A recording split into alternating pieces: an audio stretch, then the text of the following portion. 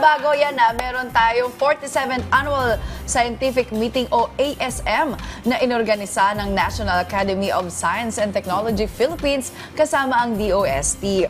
Isinagawa ang kanilang development goals, mas klarong framework at ang kanilang binuong 4 pillars.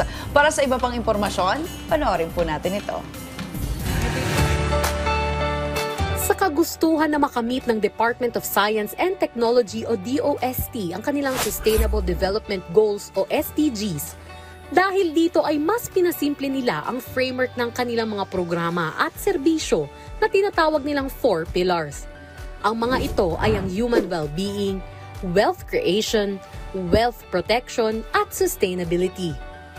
Kaugnay rin ito ang layunin ng katatapos lamang ng 47th Annual Scientific Meeting o ASM na ginanap sa isang hotel sa lungsod ng Maynila. Ito ay inorganisa ng National Academy of Science and Technology Philippines katulong ang DOST.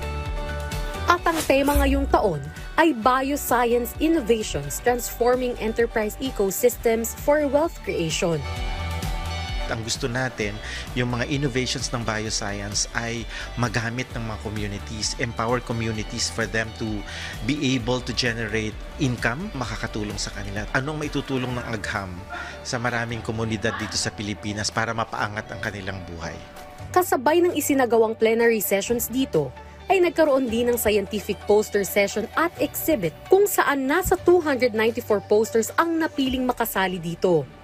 At ang pinaka-inaabangan sa 2-day event na ito ay ang NAST Philippines Awards kung saan binigyan ng pagkilala ang Best Scientific Poster, Outstanding Scientific Paper,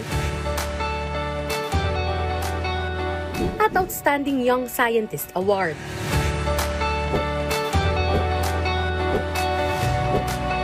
Yung mga ibang awards, yun ang mga organizations or head ng organizations, head ng institutions ang nagno-nominate. So yun dinideliberate at pinag-uusapan. May mga criteria kasing basihan para ikaw ay maging awardee. At saka tinitingnan ang iyong credentials talaga, yung work, the totality of your work. Hangad ng annual scientific meeting na ito na ang agham ay maging isang malaking hakbang patungo sa pag-angat ng science communication sa Pilipinas. At higit sa lahat ay ang mabigyan ng pagkilala ang ambag ng mga siyentipiko sa pag-unlad ng ating bansa at ng ating mundo.